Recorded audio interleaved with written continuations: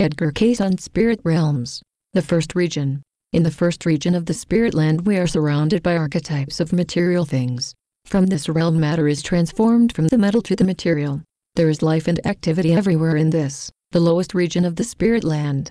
Here in the first region all activity is heard as music and all of the music blends together in magnificent harmonies. The physical forms created here appear more as a presence than as fixed. Gradually the presence is seen as a distortion and finally as dark outlines against the colors which emanate from the harmonies. Steiner commented that what is considered to be just thoughts in lower realms become reality in this first region. Here we move among the thoughts and we experience their essence. The thoughts have form, and as we pass through them we experience the full potential of each one. We now have the opportunity to see how reality arises in the earth and how our thoughts work upon the fabric of reality. Although we live in community, we no longer have a sense of personality. We have a much greater sense of membership than we do of self. We feel a growing unity with our community, our society, and the entire region. We feel an inseparable union with the archetypes, all that they transform into reality, and one with the primordial spirit. Those in the earth who eventually feel one with nature and one with the material region draw this awareness from the first region of the spirit land. It is in this first region we have the opportunity to see and experience our thoughts as ultimate reality. In the earth we experience thought on a continuum of time and space. This means that our experience takes place gradually and in measured amounts. In this first region of the spirit land we experience primal creative thought in its fullest sense from origin to manifestation. In the earth what sets clairvoyance apart from others is the ability to perceive and understand potentials which arise from thought. From this first region and onward we experience and are fully aware of just such potential. As in the regions of the soul land, there are those in the spirit land who are permanent residents in each realm we pass through. As we work in each region we are as unaware of their presence as they are of ours. Those souls that we commune with in each region are part of our eternal family with whom we have always been connected. Many souls that we encounter are those we have lived with in most of our earthly incarnations, while others have moved with us through successive realms, and many are members of our soul family with whom we have never lost touch throughout creation. The second region. In the second region of the spirit land we find the archetypes of life.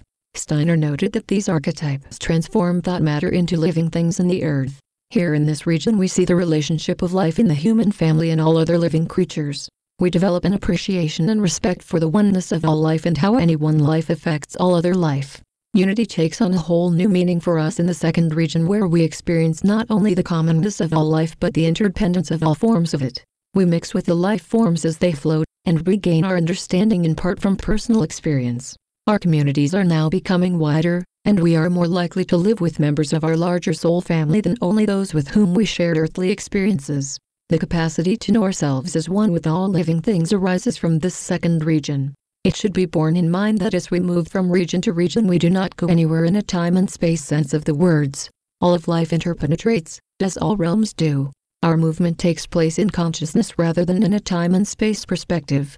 We have noted that as we grow in awareness we embody more and more of a single region and eventually all of the region. This does not crowd out anyone or anything else and ultimately all of creation occupies the same space but not the same consciousness of proximity. If this is difficult to understand let us look at two individuals in the same automobile. One is driving and the other is not. The longer one drives the car, the more opportunity one has to use all of one's driving skills. The more familiar one becomes with how the automobile reacts to one's skills, the more intimate a part of the machine one will feel. Likewise, the longer one remains a passenger in the automobile, the more comfortable one gets, the more one enjoys the experience, the more part of the purpose of the auto one feels he or she has become. Further, each occupant is approximately in the same area but because of the focus each views differently all that is within and all that each passes through. By virtue of each individual focus each rider of the automobile can be said to occupy the same point but differ in proximity to the reality of the journey. In reality our awareness can occupy the same time and space as someone else but each individual awareness would exist in its unfettered purity. The third region. As we enter the third region we experience the archetypes who are transforming mental substance into soul qualities as used in the earth. Passions, instincts, desires, wishes, sensations, and feelings within the incarnate soul all arise in the third region of the spirit land. These soul qualities not only arise from this region but their expression in the earth can be seen here in their true essence. One may be startled by light storms here which give off discordant sounds and disrupt the harmony of the archetype's creation. This is the counterpart of sorrow, vengeance, and jealousy, when soul qualities are lifted up in the expressions to the third region. Here in the third region we learn how to use the pulls on our souls. We learn to direct our instincts and desires of every kind in a totally unselfish manner. Those who have used their aspirations as benefactors in the earth have drawn this knowledge from the third region of the spirit land. Ultimately, anything of a selfish nature will be lost in the third region, transformed by the archetypes and sent into the earth to be used for good. The fourth region. When we leave the third region and have rid ourselves of our last traces of any self-centeredness, we are now prepared for what Steiner described as the fourth region of the spirit land.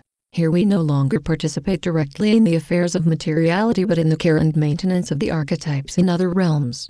At the same time, spirit from higher realms is drawn into the fourth region and transformed into usable substance for archetypes to work on in other lower regions. In the transformed spirits sent from the fourth region, the very creative forces of the archetypes may be found, and even within those forces exists the pattern for creativity. In the material world, each creation is imbued with the pattern for its perfect manifestation. The pattern may be found as a fiber in the life which emanates from higher realms. It is not fed once into each living thing or even renewed periodically. As spirit, life is permanently flowing new into all living things. So too is the pattern for its perfect manifestation. As creatures in the earth, we draw upon this spirit and use it to meet the daily challenges of material manifestation, as well as to build creatively in the many realms intimately connected with materiality. It must be borne in mind here that the earth is not an inferior realm. It is in fact where all realms representatively come together. There is nothing in any of the realms we experience that cannot be compared to its representation in materiality, and that includes life in the fourth region of the spirit land and beyond. Here in the fourth region we find an opportunity, previously unequaled, to selflessly devote our lives to the care and maintenance of all living things that do not owe their existence to us. Those gifts for genius in arts, science, and government are drawn from the fourth region.